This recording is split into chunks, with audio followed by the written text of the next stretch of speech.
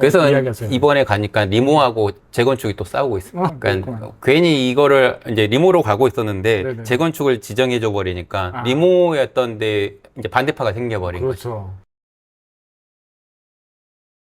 자, 그래서 이제 임장을 받고요. 그래서 이제 그 최근에 뭐 이렇게 뭐 임장 가신 곳이 있으면 한번 이야기해 주세요.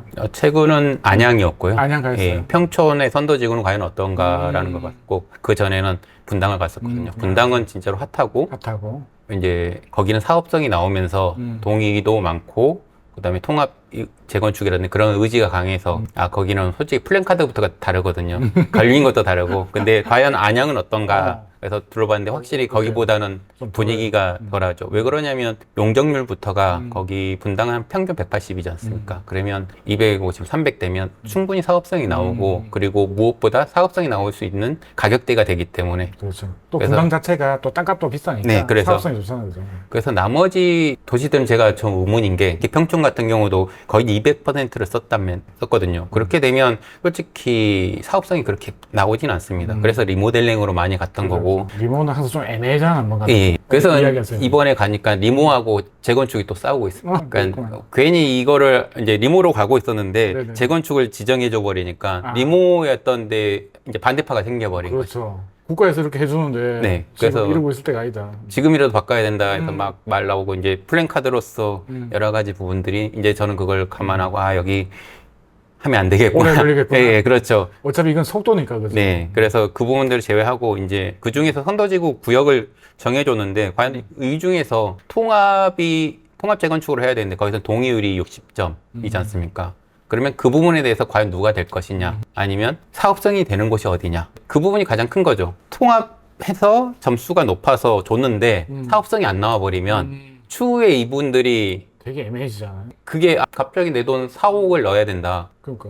그렇게 되면 어떻게 될 것이냐. 애초에 안 하면 말지. 뒤에서 그렇게 되면 머리 아프니까. 그러니까 국가나 정책 쪽에서는 이 부분이 이제 고민인 거죠. 막상 지정해 줬는데 4, 5년 후에 보니까 갑자기 건축 비기가 더 오르고 여러 부분이 올랐어. 그냥 안 한다고요. 갑자기 이산이 아니다. 네. 어떻게 할 거야, 이거. 근데 이제 정부에서는 이 부분들을 이제 사업성 있는 데를 찾으면서 여기가 되길 바라는 거죠. 그래서 신탁 방식을 하면 점수를 더 준다. 아하. 통합을 하면 더 준다. 약간 결국은 너희가 속도를 빨리 하는 대신에 우리는 용적률을 더 높여줄게. 사업성이 나와줄게. 그래서 저는 개인적으로 어느 지역이든 1차는 선도된 곳은 될 거다. 사업성을 어떻게든 맞춰주지 않을까라고 네. 생각하죠. 그 중에서도 분당은 알아서 될 거고, 이제 일산과 이제 평촌은 조금 좀 더 분당보다는 좀 부족하다. 어려우니까. 이제 그보다 이제 3번과 더 그렇잖아요. 그쪽 부천은 더 많은 용적률을 썼기 때문에 과연 그 부분들을 어떻게 해결할 것이냐는 저는 좀 고민이고 과연 그런 곳은 어떻게 투자할 것이냐는 걸 생각을 하고 임장을 했습니다. 그러니까 되게 재밌을 것 같아요. 네. 근데 원래 또 이 부동산이 되게 핫하면은 그런 게 좀 더 잘 되잖아요. 그죠? 근데 최근에 워낙 망가져가지고 특히 또 이 평촌 이런 데는 그 동네 안양이 워낙 입주 물량이 너무 많아가지고 맞습니다. 기축들이 힘드니까 네. 약간 좀 힘들어하는 네. 거더라고요. 그러니까 지금은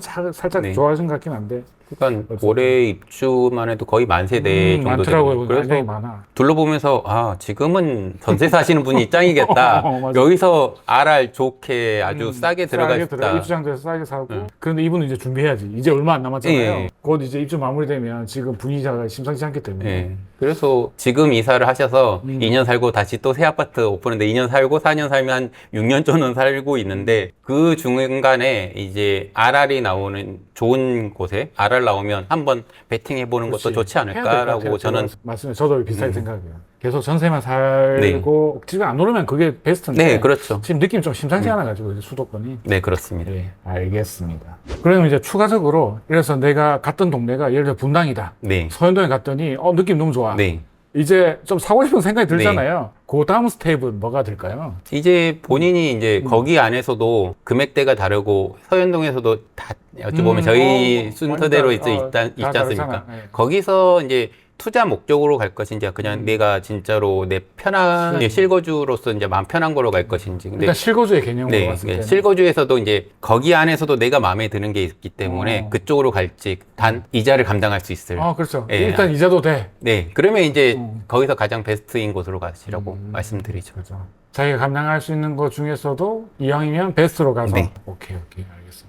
그래도 좀 돈은 좀 남겨줘야 되지 않을까요? 그러니까 그런 부분들에 대해서는 어차피 모든 금액을 오픈하지 않기 때문에 보통 투자에 대해서 얘기해 보면 내 금액에 대해서 내 상황에 대해서 100% 얘기는 대부분 안 하시더라고요. 한 8, 90 잘하면 뭐 이제 그 정도고 한 50%밖에 안 해서 그래서 저는 본인이 원하는 곳에 가장 평단가가 높으면서 거래량이 많은 곳을 가시라고 우선 그 부분부터 보시라고 말씀을 드리죠. 그래서 왜 사람들이 거길 좋아하는지 그렇지. 한번 가서 느껴보시라. 그래서 서현동 같은 경우도 말씀드렸다시피 왜 그쪽이 사람들이 원하고 좋아하고 그래서 왜 선도지구를 지정했는지 그 선도지구에서 과연 어느 아파트가 어느 곳이 될 것인지 과연 통합이 될 만한 건지 통합이 된다면 어떻게 될 건지 과연 내가 거기에 몸빵 버틸 수 있을지 그 기간을 어떻게 버틸지 그런 거에 대해서 얘기를 갔다 오고 나서 다시 한번 얘기를 하고 제가 질문을 드리면 그거에 대해서 한번 생각해 보고 다시 한번 가시라고 말씀드립니다.